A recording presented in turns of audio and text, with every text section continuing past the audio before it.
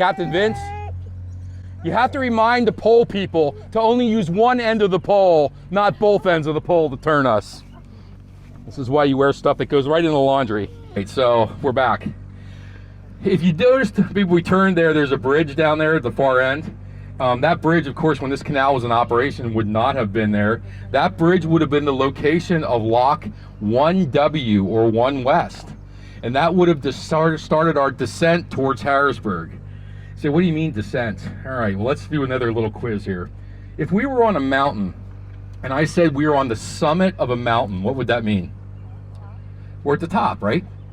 So what do we think it means if I say we're at the summit of the canal? We're at the top of the canal. We're at the very height. Everywhere we go from here is going to be down. So if we want to go to Reading, Schuylkill River, we literally have to drop 300 feet. If we want to go to Harrisburg on the Susquehanna River, we have to drop 200 feet. And you do that on the canal by a series of locks. They basically allow your boat to step down. So quick show of hands. Who got dripped on when we came through the tunnel? Yeah, everybody got dripped on, right? Everybody. All right, what if I were to tell you those same rocks that are above us, dripping down on us, are the same rocks that are below us? What do you think happened when they first put water in this part of the canal? It drained right out. So there was a fellow that was an engineer on the canal, and his name was Simeon Guilford. Guilford Street in Lebanon is named after him, and he devised this way to line the bottom of the canal all the way from Lebanon to Prescott with oak timber. The oak timber created kind of a bathtub effect, which allowed water to stay in the canal. However, what happens when you put wood in water for a long period of time? It rots, right? So after a while, they actually replaced the wood with clay, and the clay actually created that bathtub effect.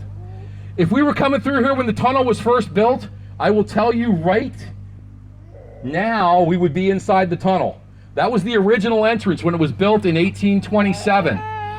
Later on, the canal company enlarged the tunnel. This other piece that you're seeing on the right-hand side, that was something that was done in the 1930s, long after the canal ceased operation, and it was in there because it was part of the Civilian Conservation Corps of the Roosevelt administration trying to put people to work.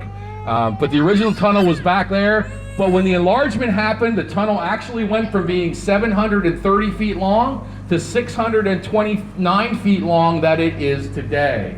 So, remember, as I said, I got to tell you about the star drill. I didn't get to that piece yet, so we'll come back to that. I want to show you that when we get to the other side. Bear with me as we get to that story. So, earthquake fault is now on the right-hand side of the boat. It comes down the right-hand side here. That's the same earthquake fault that we saw on the other side that we came in. All right, and remember, those straight lines are star drill lines. Every time you see one of those, that would have been an explosion of gunpowder, because they would have drilled one of those holes and they would have packed it with gunpowder, and they would have set off that gunpowder to help clear some of the rock. I will tell you that there are 4 deaths associated with the construction of the tunnel. All 4 of those deaths happened at the same time. There were 2 Irish work crews that were working in here, and they were working on the ceiling. They were making the ceiling higher. They actually drilled some holes deep enough to put gunpowder in. They packed it with gunpowder, and either the fuses weren't long enough or they didn't run fast enough, but the explosion went off. It actually buried those workers, and unfortunately, it resulted in the 4 of their deaths. Those are the only deaths associated with the construction of the tunnel. It did take 2 years to complete what you're looking at here. So the original 700-foot long tunnel, it took 2 years to build. There were crews that started on both ends. Keep in mind, this is a time before lasers and computers, and when they met in the middle, they were less than 1 inch off from being directly even with each other. Pretty amazing given the time and the technology that existed at that point.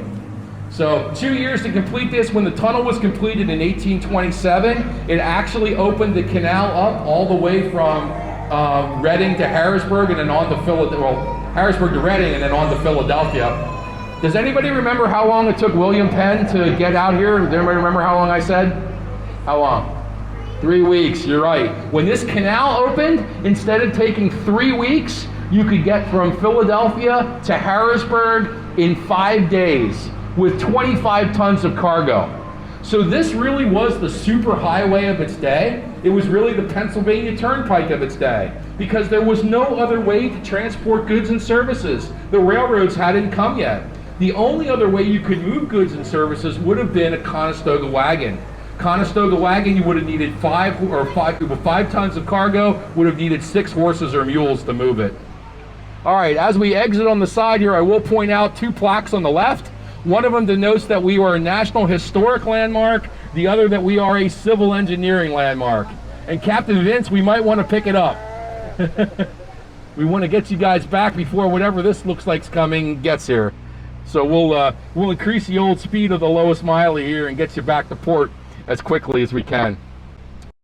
Real quick before we do that, so anybody notice the tunnel was probably not wide enough for 2 boats to get through, right? So if you were a boat on this side and you wanted to go through, you wanted to make sure there wasn't a boat on the other side that was going to come through, right? How do you think you communicated at that point in time, let's say in the 1830s? There was no telegraph, there was no telephone. I heard somebody up here say seashell, so bear with me a second, I'm going to show you. Anybody know what this is? It's called a conch shell. Or it might be called a shell phone. Because you wanted the boat on the other side to know? You picked up your shell phone, you dialed ahead, and you did something like this.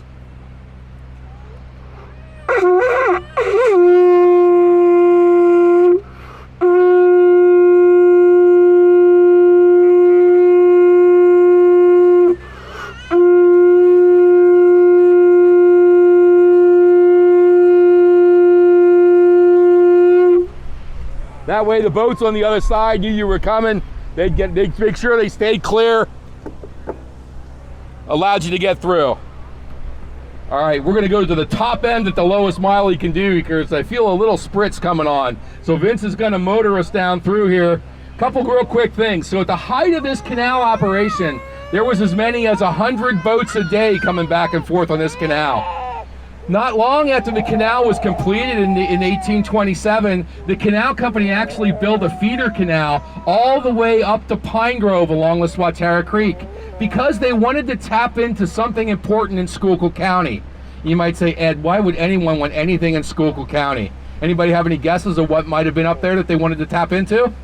Yeah, anthracite coal. It's going to help fuel the Industrial Revolution in the United States. So they built the feeder canal all the way up to Pine Grove to be able to tap into those coal fields. I'm going to lose my hat here, so I'm going to put that down there so it doesn't blow away. They built the feeder canal all the way up through there to be able to tap into the coal fields. That immediately became the #1 revenue source on this canal. So besides coal, the other #1 revenue thing on here was going to be timber. All the cities on the East Coast had cut down all their timber because they were needing to do it for building. So they were out of building supplies, so immediately coal and timber were some of the 2 key things that were being transported on our boats. The other things would have been any kind of things related to agriculture, so goods coming from farms going to the cities, finished products from the cities coming back to the country out here. The other thing I will share, the very first steam locomotive in Lebanon was brought in by canal boat. All right, that's some foreshadowing. It's going to help you answer my next question. So this canal is in operation, but it's going to fail ultimately. There's 2 major reasons for the failure of this canal. Anybody want to guess? Railroad is #1. 1857, the Lebanon Valley Railroad is completed. That's the line that runs through town today. So 1857, that's done. And in 1862, there's a major flood in Schuylkill County. That flood destroys the northern tier of the canal, destroys access to the coal fields. So you have competition from the railroads, and you have the ultimately losing the revenue caused the canal to fail. In 1885, it filed bankruptcy. All right, I'm going to pause because we're going to get in here as soon as we possibly can. Thank you for joining us. Be safe. We'll get you off here in a second.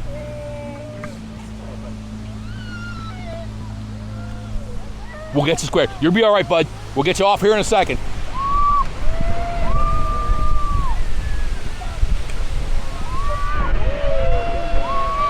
Definitely got money for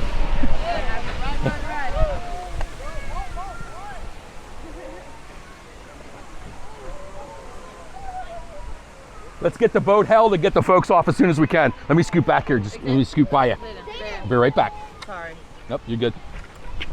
Thank you. Get us pulled over there. Don't worry about this. turn out the way we wanted to. Sorry about that. Hey, no problem. Thank you so much.